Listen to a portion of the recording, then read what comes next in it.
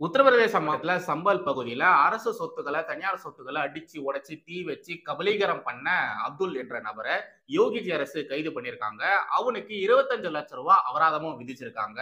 அதுக்கு அந்த அப்துல், ஐயா என் வீட்டை வித்தாலும் வாழ்நாள் முழுக்க நான் வேலை பார்த்து அந்த காசை சேர்த்து வச்சாலும் 25 லட்சம் ரூபாய்லாம் சேர்க்கறது ரொம்ப ரொம்ப கஷ்டம் ஐயா, அது என்னால முடியவே முடியாது ஐயா சொல்லி கால விழுந்து கதறி அழுதுருக்கான். இந்த விஷயமானது முதலமைச்சர் யோகிஜி அவருடைய காதுக்கு போயிருக்கு. யோகிஜி அவருடைய மனசு பத்தி தான் நம்ம எல்லாருக்குமே நல்லாவே தெரியுமே.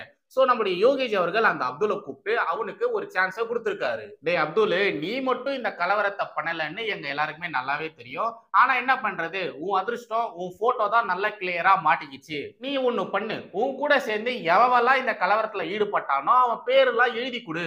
அப்படி நீ அவனுங்க பெயரெல்லாம் எழுதி கொடுத்தா அவங்க அட்ரஸ் எல்லாம் சொன்னேன்னா இந்த அபராத தொகையை எல்லாருக்குமே நான் பிரிச்சு தரேன். சோ உன்னுடைய அபராத தொகையானது கம்மியாகும், உனக்கும் எந்த பிரச்சனையும் இருக்காது அப்படின்ற மாதிரி யோகிஜி சொல்லியிருக்காரு. இதை கேட்ட உடனே அந்த அப்துல் லிட்டரலி எகிரி குதிச்சு சந்தோஷமா கத்திருக்கா. எனக்கு எல்லாருமே தெரியும், எல்லாரும் பேரும் தெரியும், எல்லாரும் அட்ரஸும் தெரியும், நான் எல்லாருடைய டீடைல்ஸும் எழுதி தரேன்னு சொல்லி அத்தனை இஸ்லாமிய கலவரக்காரர்கள் பெயர்களையும் அட்ரஸ்களையும் எழுதி கொடுத்திருக்கான். அவன் எழுதி கொடுத்த பெயர்களை நான் வாசிக்கிறேன், கொஞ்சம் கேளுங்க. மௌலானா சாதிக்கு, ரிஸ்வானு, அஃப்தாஃபு, சுஹைலு, நசீமு, கரீமு, மௌலானா பஸ்லு, அப்புறம் இன்னும் ஒரு 15 கலவரக்கார இஸ்லாமியர்கள் பெயர்களையும் அட்ரஸ்களையும் எழுதி கொடுத்திருக்கான். இதெல்லாம் பார்த்து பயங்கரமா சிரிச்சிருக்காங்க உத்தரப்பிரதேசத்தினுடைய அரசு ஊழியர்கள், அதிகாரிகள். முக்கியமா நம்முடைய யோகிஜி அவர்கள் என்ன பண்ணிருக்காரு, மறுபடியும் அவனை கூப்பிட்டு அந்த அப்துல்ல கூப்பிட்டு இன்னொரு சான்ஸும் கொடுத்திருக்காரு. நீ இத மாதிரி இத்தனை பெயர்களை எழுதி கொடுத்ததுக்காகவும் அவனுடைய டீடைல்ஸ் எல்லாம் சொன்னதுக்காகவும் உன்னுடைய அபராத தொகையை 1395 ரூபாவா நான் கம்மி பண்றேன். உனக்கு இன்னும் அந்த கலவரத்துல ஈடுபட்டவங்களோட பெயர்கள் ஞாபகம் இருக்குன்னா, அவங்களுடைய அட்ரஸ்கள் ஞாபகம் இருக்குன்னா அவங்கள பத்தியும் சொல்லி, நான் இன்னமும் இந்த அபராத தொகையை கம்மி பண்றேன்னு இன்னொரு வாய்ப்பையும் கொடுத்திருக்காரு. அப்ப இந்த அப்துல் என்ன பண்ணிருக்கான், என் சொந்தக்காரங்களும் இந்த கலவரத்துல ஈடுபட்டிருக்கானுங்க, அவனுங்க பத்தியும் நான் எழுதி தரேன்னு சொல்லி அவனுங்க சொந்தக்காரங்களுடைய ஒரு 10 பெயர்களையும் அட்ரஸ்களையும் எழுதி கொடுத்திருக்கான். இதை பார்த்த யோகிஜியும் அதிகாரிகளும் பயங்கரமா சிரிச்சுட்டு அந்த அப்துல்ல கூப்பிட்டு, உனக்கு ஃபைன் வெறும் 500 ரூபாய் தான், அந்த 500 ரூபாவை கட்டிட்டு ஓடி போடா சொல்லி விரட்டி விட்டுருக்காங்க. அதுக்கப்புறம் இந்த அப்துல் என்ன பண்ணா, யோகிஜி காலில் விழுந்து அவரை பயங்கரமா பாராட்டி, யோகிஜியினுடைய ஆட்சியை பயங்கரமா பாராட்டி வீட்டுக்கு போயிட்டான். நெக்ஸ்ட் நம்முடைய முதலமைச்சர் யோகிஜி அவர்கள் அடுத்த ஆக்ஷன்ல இறங்கிட்டாரு. அப்துல் எழுதி கொடுத்த அந்த லிஸ்ட்டை வச்சுக்கிட்டு இந்த ஃபைனை அவனுங்க கிட்ட வசூல் பண்றதும், அப்புறம் அவனுங்க சட்டவிரோதமா பல கட்டிடங்கள் கட்டியிருப்பானுங்க இல்லையா, அந்த கட்டிடங்களை புல்டோசரை வச்சு அடிச்சு உடைச்சு தரமட்டமாக்கிட்டு வந்துட்டு இருக்காரு. இதுதான் யோகிஜியின் ஆட்சி முறை. எவன்கிட்ட எப்படி நடந்துக்கணும் அப்படின்றது நம்ம யோகிஜி அவர்களுக்கு நல்லாவே தெரியும். இந்த அப்துல் மாதிரி இருக்கக்கூடிய பல அப்பாவி இஸ்லாமியர்களை தூண்டி விட்டு சீண்டி விட்டு இத மாதிரியான கலவரங்களை பண்ண வச்சு அவங்கள மட்டும் இல்லாம அவங்களுடைய ஒட்டுமொத்த குடும்பத்தையும் பிரச்சனையில சிக்கி விடுறதே இஸ்லாமிய ஆதிக்கவாதிகளுடைய வாடிக்கையா போயிடுச்சு. அதை கரெக்டா புரிஞ்சுக்கிட்ட நம்முடைய யோகிஜி அவர்கள் பாத்தீங்களா எப்பேற்பட்ட நடவடிக்கை எடுத்திருக்காரு பாத்தீங்களா. இந்த செயலுக்காக நாம கண்டிப்பா யோகிஜி அவர்களை பாராட்டியே ஆகணும். எப்பொழுதும் எதிராசன் வடிவழகு என் இதய தொழுதால் இல்லை எனக்கெதிர் இல்லை எனக்கெதிர் இல்லை எனக்கெதிரே. ஸ்ரீமதே ராமானுஜாய நமஹா. எனதர்மை தேசியவாதிகள் அனைவருக்கும் வணக்கம். மார்ச் 23 குணால் காம்ரா அப்படின்ற ஒரு ஸ்டாண்டப் கமெடியன் ஸ்டுடியோவை ஏக்நாத் சிண்டேனுடைய ஆதரவாளர்கள் அந்த ஸ்டுடியோக்கு போயிட்டு அங்க இருக்கக்கூடிய பொருட்களை அடிச்சு உடைச்சு நாசம் பண்ணியிருக்காங்க.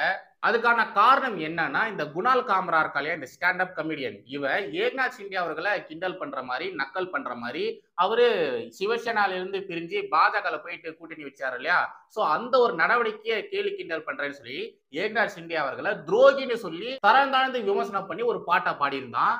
ஏக்நாத் சிண்டே அவர்களை துரோகின்னு சொல்லி நக்கல் பண்ற மாதிரி அவரை திட்டி பாட்டு பாடினாலையா, அதனால இப்போ அவருடைய ஸ்டுடியோவானது இந்த கதியில வந்து நிக்குது. மேலும் அந்த குணால் காம்ராவை கைது பண்றதுக்கான வாய்ப்புகள் இருக்குன்னு நினைச்சுக்கிட்டு அவன் சென்னை ஹைகோர்ட்ல முன்ஜாமீன் கேட்டு ஒரு மனுவை போட்டிருந்தான். அவனுக்கு சென்னை ஹைகோர்ட் முன்ஜாமீன் கொடுத்திருக்காங்க.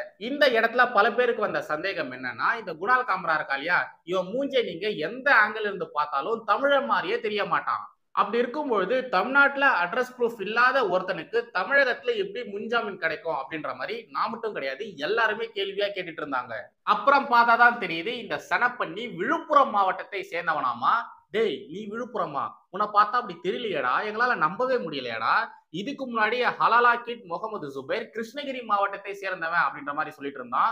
அவனுக்கு நம்முடைய முதலமைச்சர் மு.க. ஸ்டாலின் அவர்கள் அவார்ட்லாம் கொடுத்து கௌரவிச்சாரு. இப்ப இவன் என்னடானா, நான் விழுப்புரங்காரன், எனக்கு முன்ஜாமீன் கொடுங்கன்னு சொல்லி முன்ஜாமீனும் வாங்கிட்டு இருக்கான். இந்த செய்திகள்லாம் வெளியில வந்ததுக்கு அப்புறமா பல பேர் என்ன சொல்றாங்கன்னா, இந்த நாட்டுல எவெல்லாம் தேச விரோத கருத்துக்கள், ஹிந்து விரோத கருத்துக்கள் சொல்றானுங்களோ அவனுங்க எல்லாருமே தெளிவா தமிழகத்துல வந்து தஞ்சம் அடைகிறானுங்க, திராவிட ஆட்சியின் கீழே வந்து தஞ்சம் அடைகிறானுங்க, அவனுங்களுக்கு இந்த திமுக அரசு பயங்கரமா சப்போர்ட் பண்ணுது அப்படின்ற மாதிரியும் நிறைய பேர் எழுத ஆரம்பிச்சிட்டாங்க.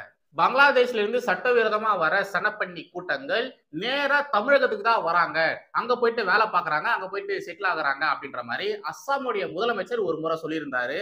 அவர் சொன்ன மாதிரியே வேலூர்ல ஒரு இஸ்லாமியரை சட்டவிரோதமா இந்த நாட்டுக்குள்ள வரவங்களுக்கு போலி அடையாள அட்டைகள் செஞ்சு கொடுத்தான் சொல்லி அந்த இஸ்லாமியரை கைதும் பண்ணியிருக்காங்க, வேலூர்ல கைது பண்ணியிருக்காங்க. அதே மாதிரி நம்மளுடைய என்ஐஏ அவங்க சென்னையில மட்டும் இல்லாம சென்னையுடைய சுற்றுப்புறங்கள்ல தமிழகத்துல பல இடங்கள்ல பல பயங்கரவாதிகளை, வெளிநாடுகளிலிருந்து வரக்கூடிய பயங்கரவாதிகளை கைது பண்ணியிருக்காங்க. பங்களாதேஷ்ல இருந்து சட்டவிரோதமா வந்த சன பண்ணிகளையும் கைது பண்ணியிருக்காங்க. கைது பண்ணப்பட்ட அந்த சட்டவிரோத பண்ணிகளுக்கு ஜாமீன் வேற கொடுத்திருக்காங்க. இப்ப ஜாமீன் வாங்கின அந்த பண்ணி கூட்டமானது எங்க ஓடி போச்சுன்னு யாருக்குமே தெரியவே இல்லை.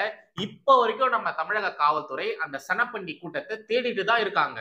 ஆல்ரெடி இந்த திமுகவுக்கு இந்தியாவுல ரொம்ப நல்ல பேர் இருக்கு. இப்ப இது வேற. இந்த ஸ்டாண்ட் அப் காமெடியன் குணால் காமரா இருக்கா இல்லையா, இவன் கொஞ்ச நாட்களுக்கு முன்னாடி நாக்பூர்ல நடந்த கலவரத்தை பத்தி பேசியிருந்தான். இந்த இஸ்லாமியர்கள் பொது சொத்துக்களை நாசம் பண்ணது, கபலீகரம் பண்ணது சரிதான்னு பேசியிருந்தான். இவன மாதிரியே வடக்குல இருக்கக்கூடிய சீப்பு செந்தில், ராஜ்தீப் சரதேசா என்ன பண்ணியிருந்தான், இந்த இஸ்லாமியர்கள் பண்ணதெல்லாம் சரிதான் அப்படின்ற மாதிரி அவனுங்களுக்கு முட்டு கொடுத்திருந்தான். அவுரங்கசீப் பண்ணோம்னா இஸ்லாமியர்கள் சும்மா இருப்பாங்களா, அவங்க இப்படிதான் பண்ணுவாங்க, இஸ்லாமியர்கள் பண்ணதெல்லாம் சரிதான் அப்படின்ற மாதிரி மாறி மாறி மாறி மாறி இந்த ரெண்டு நாய்களும் கத்திட்டே இருந்தானுங்க.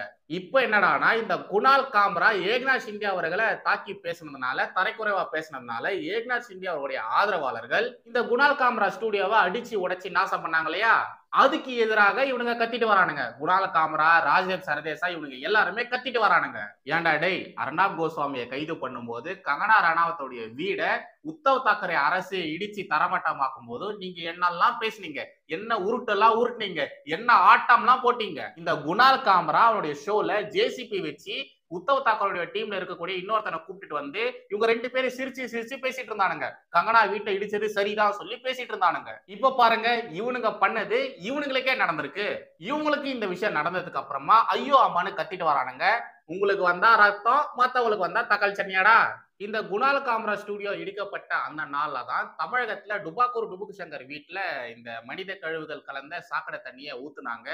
இங்க இருக்கக்கூடியவர்கள் சவுக்கு சங்கர் விவகாரத்துல எப்படி பேசினாங்க, குணால் காமரா ஸ்டுடியோவுக்கு நடந்த அந்த ஒரு விஷயத்தை குறித்து எப்படி பேசினாங்க அப்படின்றதெல்லாம் கொஞ்சம் பாத்தீங்கன்னா உங்களுக்கே பயங்கர சிரிப்பா இருக்கும்.